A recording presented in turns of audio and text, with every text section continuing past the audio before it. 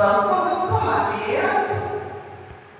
ಆ land slide ನಿಂತ ಮೇಲೆ ಸ್ವಾಮೀಜಿ ಕಣ್ಣು ತೆಗೆದು ನೋಡ್ತಾರೆ. ಅವ್ರ ಸುತ್ತಮುತ್ತ ಎಷ್ಟು ಜನ ಇದ್ರು, ಒಬ್ರು ಕಾಣಿಸ್ತಿಲ್ಲ. ಅಷ್ಟೇ ಅಲ್ಲ, ಅವರ ಹಿಂದ್ಗಡೆ ಒಂದು ದೊಡ್ಡ ಬೆಟ್ಟ ಇದೆ, ಮುಂದ್ಗಡೆ ಒಂದು ದೊಡ್ಡ ಬೆಟ್ಟ ಇದೆ.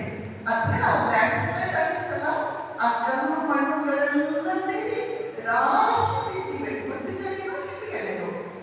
ಮಧ್ಯದಲ್ಲಿ ಇವರೊಬ್ಬರು ನಿಂತಿದ್ದಾರೆ.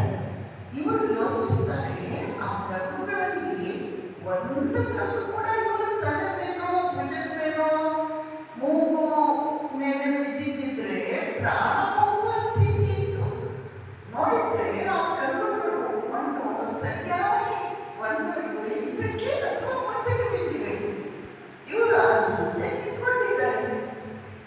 ಈಗ ಲ್ಯಾಂಡ್ ಸ್ಲೈಡ್ ನಿಂತಿತು, ಅದರ ಮುಂದೆ ಹೋಗೋದು ಹೇಗೆ? ಎದುರುಗಡೆ ಒಂದು ದೊಡ್ಡ ರಾಶಿ ಕಲ್ಲು ಮಣ್ಣು ಇದೆ, ಹಿಂದೆಗಡೆ ದೊಡ್ಡ ರಾಶಿ ಕಲ್ಲು ಮಣ್ಣು ಇದೆ. ಅವರಿಗೆ ಹೋಗ್ಲಿಕ್ಕೆ ಮಾರ್ಗವೇ ಇಲ್ಲ. ಸ್ವಾಮೀಜಿ ಸುಮ್ಮನೆ ಅಲ್ಲಿ ನಿಂತ್ಕೊಳ್ತಾರೆ. ಆಗ ಇವರ ಜೊತೆಯಲ್ಲಿ ಅವರು 3-4 ಜನ ಬಂದಿದ್ರಲ್ಲ, ಅವರು ಆ ಬೆಟ್ಟದ ನಿರ್ಮಾಣ ಆಗುತ್ತಲ್ಲ, ಅದರ ಆಚೆ ಕಡೆ ಇರ್ತಾರೆ. ಅವರೆಲ್ಲರೂ ಅನ್ಕೊಳ್ತಾರೆ, ಸ್ವಾಮೀಜಿ ಮಣ್ಣಿನ ಅಡಿಯಲ್ಲಿ ಬಿದ್ದು ತೀರ್ಕೊಂಡು ಹೋಗಿದ್ದಾರೆ ಅಂತ ಎಲ್ಲರೂ ಅನ್ಕೊಂಡ್ಬಿಟ್ಟಿರುತ್ತೆ. ಒಬ್ಬ ಸಿಖ್ ವ್ಯಕ್ತಿ ಅವನು ಆ ಕಲ್ಲು ಮಣ್ಣುಗಳ ಬೆಟ್ಟ ಆಗಿತ್ತಲ್ಲ, ಅದನ್ನ ಹತ್ತಿ ಅಲ್ಲಿ ಮೇಲಕ್ಕೆ ಒಂದು ದೊಡ್ಡ ಕಲ್ಲಿತ್ತಂತೆ. ಆ ಕಲ್ಲಿನ ಮೇಲೆ ನಿಂತು ಕೆಳಗೆ ನೋಡಿದ್ರೆ ಸ್ವಾಮೀಜಿ ಮಧ್ಯದಲ್ಲಿ ನಿಂತಿದ್ದಾರೆ.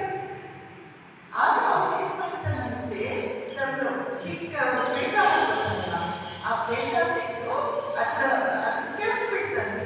ಅದರ ಒಂದು ತುದಿಯನ್ನು ಅವನು ಇಟ್ಕೊಂಡು ಮೆಲ್ಲನೆ ಆ ಕಲ್ಲು ಮಣ್ಣಿನ